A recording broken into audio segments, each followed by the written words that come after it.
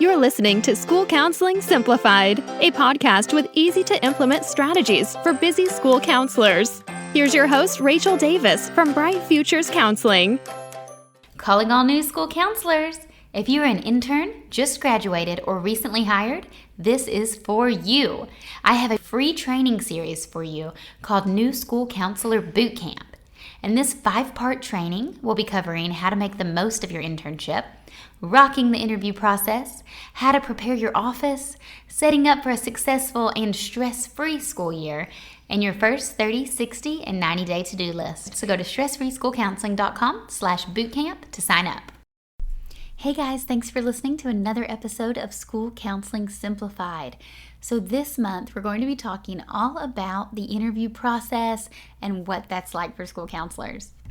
So I actually had a listener reach out to me on Instagram and specifically ask for this topic. She was saying that she and the other students in her cohort are all kind of stressing about interviews coming up. And I thought, well, April seems like a really good time to tackle this as you're starting to interview for stuff, right? For those fall positions that are opening up.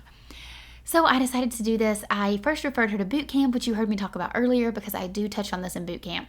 So I didn't want to leave that part out. So that's why this episode, I've actually pulled the audio from the Bootcamp training because I want to share with you guys my experience in the interview process and some strategies I have. But then all month we'll do a deep dive on this. So if you have not checked it out already, Bootcamp is a free training that I have for you guys, stressfreeschoolcounseling.com/bootcamp.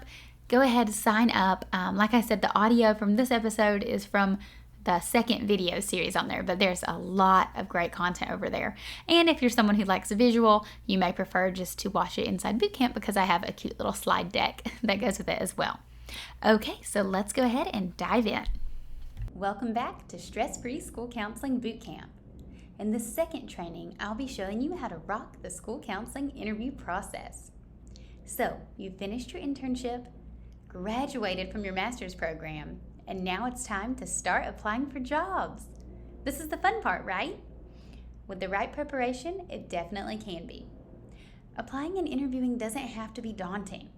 Follow these 5 steps so you can feel totally prepared to rock the interview process. But first, a little bit about me. The application process was crazy. I was so excited and eager to get a counseling job that I was applying everywhere I could think of. Public schools, private schools, charter schools, military schools, Christian schools, and even schools that were located over an hour from my house. I literally fell to my knees with excitement and gratitude when I landed my first interview. Then the interviews themselves were wild too. I saw everything. I had to present to a student panel, interpret Tupac lyrics, was mistaken for another Rachel, and even got jalapeno juice in my contact the morning of an interview. Needless to say, I learned a lot. So hopefully you can learn from my mistakes and experiences so you can have a stress-free and enjoyable interview process. So there's 5 steps to rocking your interview. Step 1, find jobs to apply for. Step 2, include these resume must-haves. Step 3, dress for success. Step 4, showtime. And finally, step 5, send a thank you card. So I'm going to walk you through these step by step, starting with how to find jobs to apply for. Well, find your local database. So most states have a database filled with available job listings. I used one called EdJoin to find my public school job in California. So they have other states on there as well, but different states tend to use different things. I also had interviews from jobs I found on Indeed.com and even Craigslist. And for my most recent position at an international school in Costa Rica, I got it just from word of mouth. Ask your internship supervisors or professors where they suggest applying. Then think outside of the box. So apply to public, private, international, anything. As I mentioned earlier, I applied to every school I could think of. Now, you may have a stricter criteria or idea of what you want. I was pretty desperate. I just wanted to be a school counselor.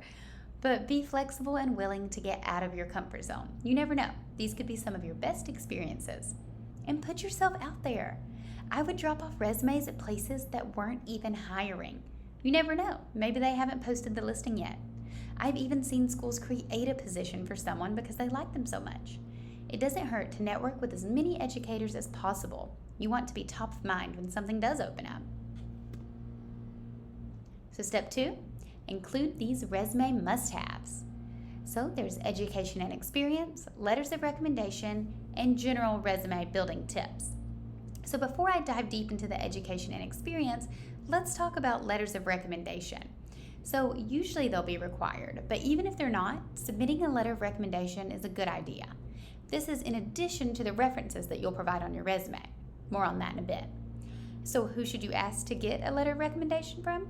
Well, I recommend asking a professor, an internship supervisor, and a previous boss.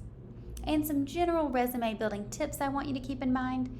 Use power words to show what you did. So for example, instead of saying, I led small groups, you could say, developed curriculum and facilitated small groups.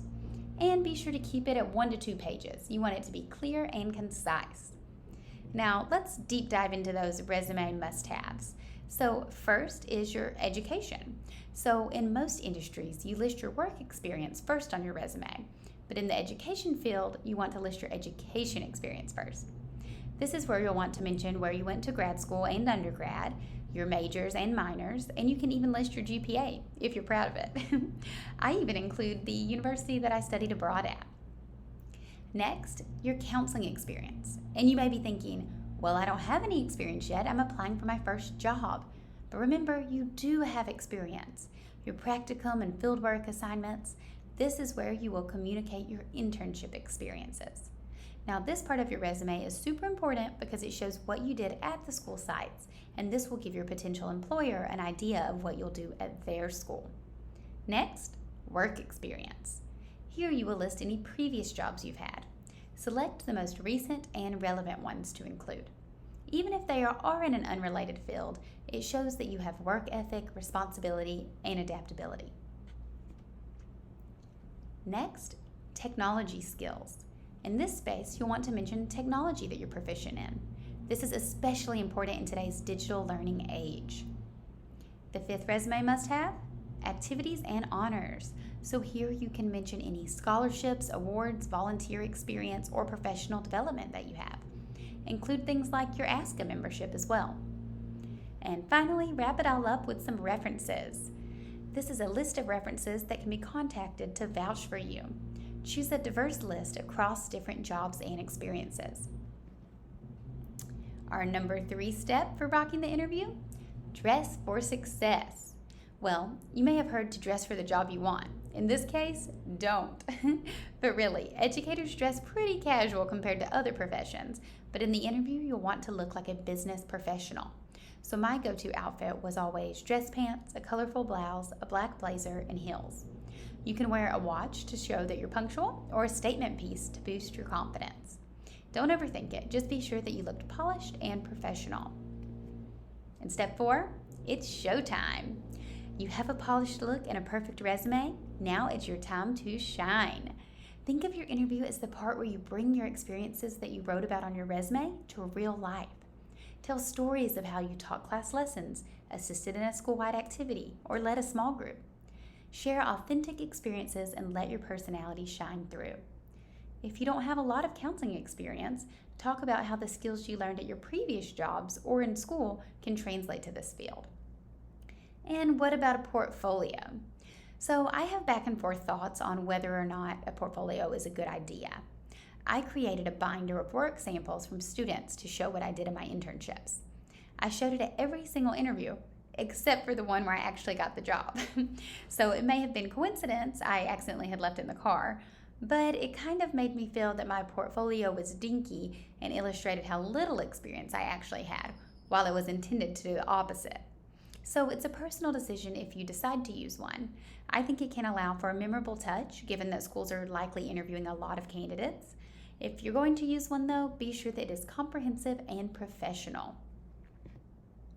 Step 5 for rocking the interview, send a thank you card. So this is the final step, and it's old school, but a handwritten thank you card goes a long way. So rather than get lost in a sea of thank you emails, a handwritten note is the perfect personal touch to be remembered by. It shows gratitude, effort, and attention to detail, all qualities that a potential employer is likely looking for. So back to my story. Guess what? I didn't land my counseling job the first year out of grad school. I was super disappointed, but I knew I needed a job to start paying my bills. Student loans, do you feel me? So I accepted a counseling adjacent job at an educational consulting company. It was probably my least favorite job ever, but it did give me direct experience working with students. After working there for 1 year, I continued to apply for school counseling jobs, and I landed my dream job as an elementary school counselor. Timing is everything. Had I not had the experiences at the previous job, I may not have been qualified or prepared to get my dream job. If you don't get a counseling job offer right out of the gate, don't get discouraged. Find something in the same field so you can meet people, gain experiences, and learn. Remember, as Nelson Mandela said, I never lose, I either win or learn. So there you have it. I hope you now feel prepared to rock your school counseling interview. Remember, you totally got this. Thanks for listening to School Counseling Simplified. You can find the links from today's episode in the show notes. If you'd like to connect with Rachel, she's on Instagram and Teachers Pay Teachers at Bright Futures Counseling. Be sure to subscribe to the podcast so you don't miss any episodes of School Counseling Simplified. Talk to you next week.